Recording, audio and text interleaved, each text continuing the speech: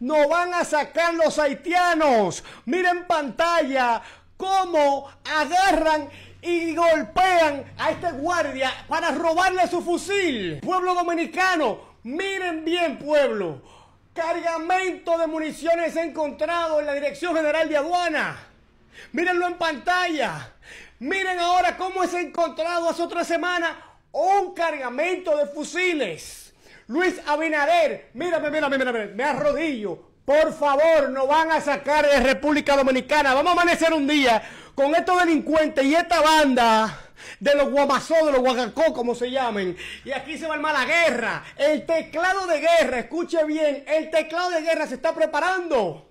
Y tenemos un muro en una frontera que usted lo anunció y ahora está parado. Mírenlo ahí donde está parado. Ahora, ¿por qué está el muro parado? Estamos hartos. ¿Cuántos haitianos tenemos como vecinos? ¿Cuántos haitianos te salen ahí en la calle? ¿Cuántos haitianos en los semáforos? Estamos invadidos, nos están robando el país sin tirar ni un tiro los haitianos. ¿Qué es lo que está pasando, presidente? Aquí se va a pelear, aquí se va a armar la de Troya, porque ustedes lo que están es de vagabundo, pensando en su reelección y en cambiar una constitución. Por eso su simpatía está en un 37%, señor presidente.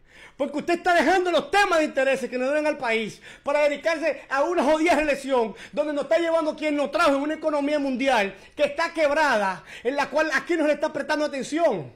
El maldito cambio es reversa.